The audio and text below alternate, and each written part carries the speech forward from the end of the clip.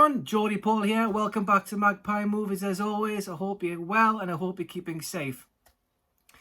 Last night I went to my local View here in Darlington and I went to see A Quiet Place Part 2, which is of course the sequel to 2018's A Quiet Place, which goes without saying.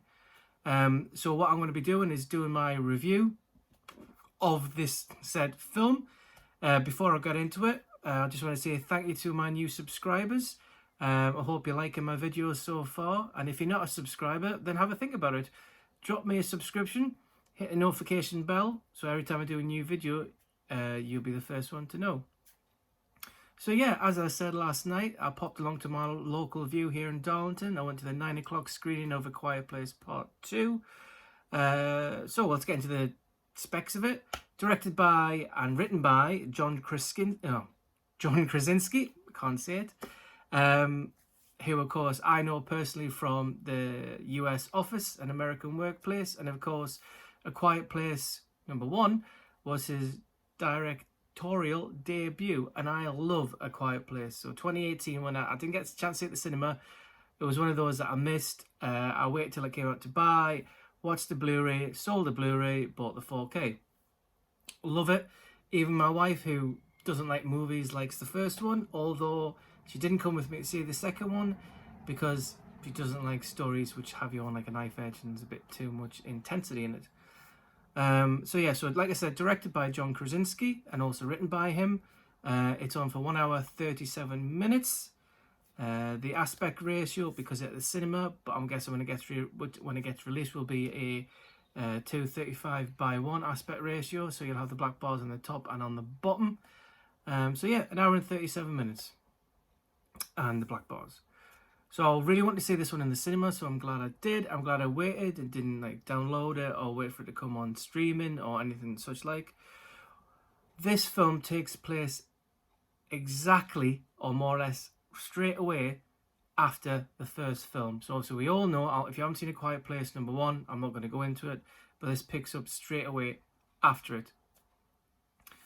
Prior to that, we have a prologue, which takes place about a year before the first film.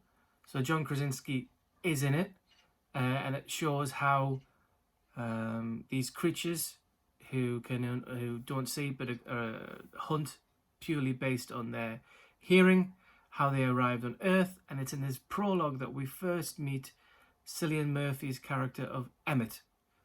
Now so then once that opening scene's done, boom, we're back to like day 460 odd. It comes up day 1, so you know that this was like a year before the first film. And then it takes you to 464, so no, it's been a year and a bit or so since these aliens and creatures have been on Earth. Again, it's more or less a post-apocalyptic world. Nothing's left. As I said, the film picks us up after the prologue with the family of Mum Evelyn, I believe it is. Let me double check. Mum Evelyn, played by Emily Blunt, who of course is John Krasinski's wife. We have Millicent Simmons as Regan Abbott, who is the daughter, the one who's deaf, the actress Millicent is also deaf in real life.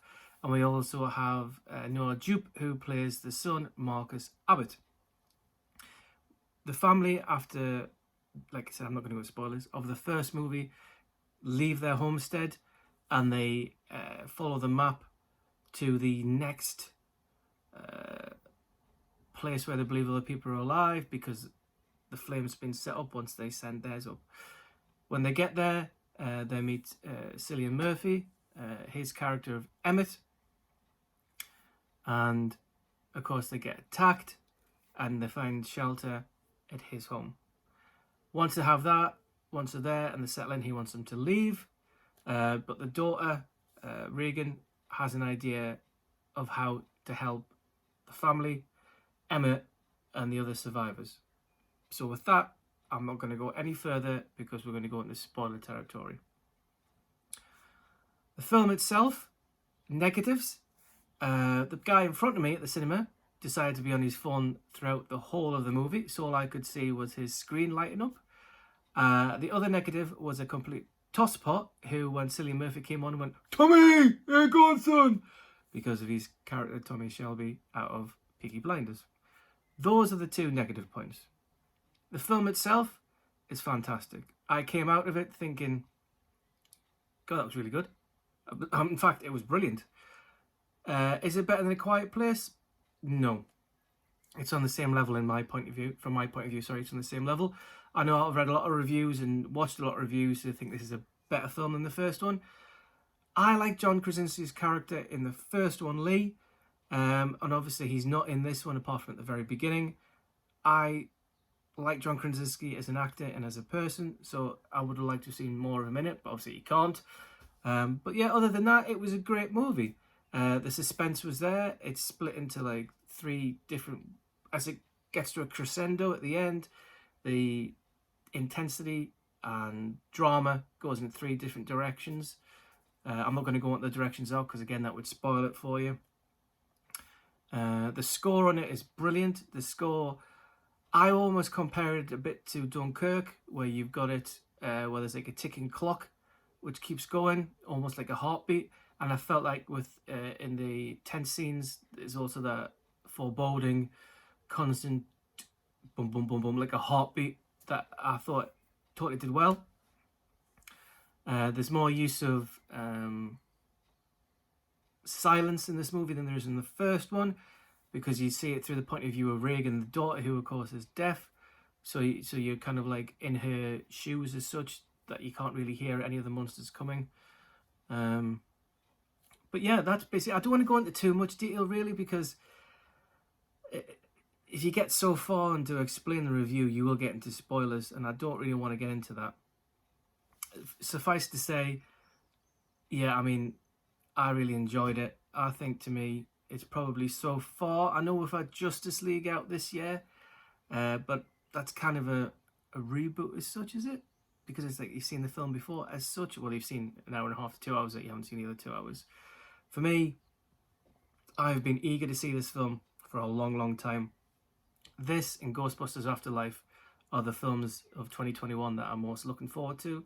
Obviously, there's Halloween Kills to add to those, but they've all been delayed because of the pandemic. But yeah, so far, I mean, what we are now, 4th of June, I'm going to suffice to say that this is my film of the year. With regards to a Rolfie review rating, I'm going to give A Quiet Place Part 2 9 out of 10, which is the exact same score I would give A Quiet Place number 1. It's just really, really good. If you're a fan of the first one, you'll love the second one. Whereas the first one kept it within the family, this one expands it a bit to the world that everybody's really in at the moment. So yeah, so that's it. So that's my quick review of A Quiet Place Part 2. I'll be honest with you, I was going to do a joke intro, but it's been a busy day today. I have taken my 2 daughters up to my parents in Whitley Bay for a couple of nights, so the wife and I have got some time to ourselves and a bit of a break. There's been a few more arrivals, pickups, posts that have come in, so I'll do a video of those. Well, my next video will be showing you what I've received so far in the post. Other than that, thanks very much. If you enjoy the review and you like what you see, then don't forget to please like, share and subscribe. Also, as a reminder, this coming Sunday at 8:30, we have James, great lad from Movie Book, coming on. It'll be 8:30, like I said, this Sunday, which is the 6th of June. And then upcoming after that, we have That Fat Samurai Guy a week later. And a week later from that, we have Movies Ensue. So we're going to have altogether a trio of Americans, which I'm really looking forward to, because I want to get over this kind of transatlantic divide. I've had a few of them join the Blue Tube community, which is awesome. Yeah, that's it. Great. That's it. Can't end more. So that's it. Stay tuned for our next video, like I said, which will be a pickups and post haul. Other than that, this is Geordie Paul, last surviving member of Magpie Movies, signing off.